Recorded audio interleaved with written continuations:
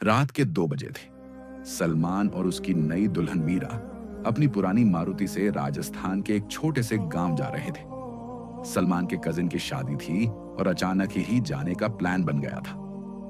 Google maps ने उन्हें एक शॉर्टकट दिखाया, एक पुराना रास्ता जिसे लोकल लोग राख का रास्ता कहते थे।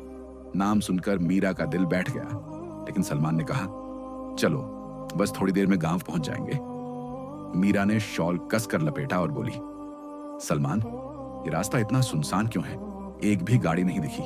ये पेड़ जैसे कोई घूर रहा हो। सलमान हंसते हुए बोला, अरे तू ज्यादा हॉरर मूवी देखती है।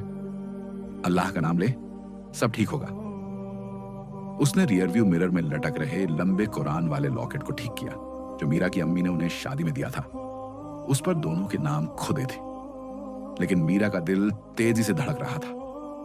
हवा ठंडी थी, पर उसमें एक अजीब सी महक थी, जैसे कहीं पुरानी आग सुलग रही हो। कार के रेडियो पर कव्वाली बज रही थी, लेकिन अचानक उसमें स्टैटिक आ गया।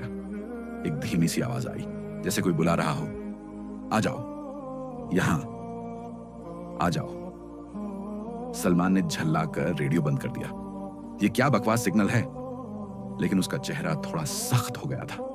1:50 रात के समय गाड़ी झटके से रुक गई। इंजन बंद, हेडलाइट्स फड़फड़ाने लगी। सलमान ने गाली दी और बोनट खोलने उतर गया।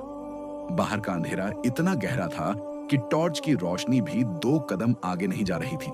मीरा ने खिड़की से चिल्लाया, जल्दी कर सलमान, ये जगह दिल नहीं धड़कने दे रही। सलमान इंजन चेक कर ही रहा था कि उसे एक धीमी सी आवाज सुनाई दी, जैसे कोई पत्थर पर चौक से लिख रहा हो। उसने टॉर्च घुमाई तो एक छोटा सा बोर्ड दिखा, पुराना और टूटा हुआ, राख का रास्ता, यहां से वापस नहीं जाते। तभी मीरा की चीख गूंजी। सलमान ने देखा, कार के पास एक आदमी खड़ा था। लंबी दाढ़ी, सफेद कुर्ता, लेकिन चेहरा जैसे धुंध से ढका हो। सिर्फ आंखें दिख रही थी, चांद की रोशनी में चमकती हुई। तुम लोग यहां क्या कर रहे हो? उसकी आवाज में ऐसी ठंडक थी जो हड्डियों तक उतर जाए। गाड़ी खराब हो गई है, बस मदद चाहिए, सलमान ने धीरे से कहा। आदमी ने सिर झुकाया, जैसे किसी और से बात कर रहा हो। मदद? यहां मदद मांगने का मतलब है उसे बुलाना। वो सुन रही है। मीरा ने डर से सलमान का हाथ पकड़ा। ये कौन है? ये आवाजें कैसी हैं? आदमी ने उनकी तरफ देखा। तुम उसे नहीं जानते, वो राख की रानी है जो इस रास्ते पर आता है, उसका हिसाब रखती है। मैं तुम्हें बचा सकता हूं, वो लॉकेट दे दो। सलमान ने लॉकेट को थामा। ये क्यों? इसमें क्या है? आदमी के होंठों पर हल्की सी मुस्कान आई। इसमें तुम दोनों के नाम है। ये उसकी नजर से तुम्हें छुपाता है। दे दो और मैं तुम्हारी गाड़ी ठीक कर दूंगा। मीरा चीख पड़ी, सलमान मत देना, कुछ गड़बड़ है, देख इसकी परछाई बिल्कुल नहीं है। सलमान ने नीचे देखा। चांद की रोशनी में पेड़ों की परछाइयां हिल रही थीं, लेकिन उस आदमी की परछाई एकदम स्थिर थी, जैसे कोई काला धब्बा। दिल में डर का सांप रेंगने लगा। अब आवाजें तेज हो गई थीं। सलमान, मीरा, रुको। दूर रास्ते पर एक रोशनी दिखी। एक औरत सफेद चादर में बिल्कुल स्थिर खड़ी। चेहरा नहीं दिख रहा था, लेकिन उसके आसपास की हवा ऐसे हिल रही थी जैसे तूफान आने वाला हो। कौन है वो? सलमान ने कांपती आवाज में पूछा। आदमी ने कहा, वो राख की रानी है। जो यहां मरता है उसकी रूह उसके साथ रहती है। लॉकेट दो वरना वो आ जाएगी। मीरा रोने लगी। सलमान, इसे मत सुन, ये हमें फंसाना चाहता है। लेकिन वो औरत नजदीक आ रही थी। उसकी चादर हवा में लहरा रही थी और आवाजें दिल चीर रही थी। तुम मेरे हो, मेरे। सलमान के जहन में मीरा की अम्मी की बात गूंजी। कभी अपना ईमान मत छोड़ना। उसने लॉकेट नहीं दिया। उसने मीरा की तरफ देखा और कहा, हम अपने ईमान पे टिकेंगे। सलमान ने दिल से कलमा पढ़ना शुरू किया। ला इलाहा इल्लल्लाह मुहम्मदुर रसूलुल्लाह। मीरा भी साथ पढ़ने लगी। तभी एक तेज रोशनी चमकी, जैसे चांद का नूर रास्ते पर बिखर गया हो। वो औरत अब भी वहां थी, लेकिन उसकी चादर अब सफेद नहीं, हल्की सुरमई हो गई थी। सलमान ने मीरा का हाथ पकड़ा और कहा, चल गाड़ी ट्राई करते हैं। उसने इग्निशन घुमाया। गाड़ी एकदम चालू हो गई। सलमान ने गाड़ी तेज भगाई। वो औरत रास्ते में खड़ी थी, लेकिन जैसे ही गाड़ी पास पहुंची वो धुंध की तरह गायब हो गई। आवाजें थम गईं अंधेरा छंटा और चांद की रोशनी ने रास्ता साफ कर दिया। मीरा ने कांपते हुए पूछा, सलमान, ये क्या था? सलमान चुप रहा, बस गाड़ी चलाता रहा। सुबह के 5 बजे वो एक छोटे से ढाबे पर रुके। वहां एक बूढ़ा ट्रक ड्राइवर चाय पी रहा था।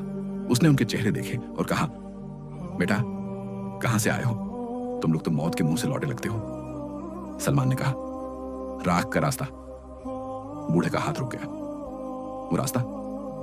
25 साल पहले वहां एक बस एक्सीडेंट में एक औरत मरी थी। कहते हैं उसकी रूह मुसाफिरों को फंसाती है। तुम लोग कैसे बचे? सलमान ने लॉकेट को छुआ जो अब भी उसकी गर्दन में था। ईमान ने बचाया। ढाबे से गांव तक का रास्ता छोटा था। गांव पहुंचते ही मीरा अपनी अम्मी से लिपट कर रो पड़ी। सलमान ने पूरा वाकया बताया। अम्मी ने लॉकेट को देखा और कहा, ये लॉकेट सिर्फ तुम्हारी हिफाजत नहीं, तुम्हारे ईमान का निशान है।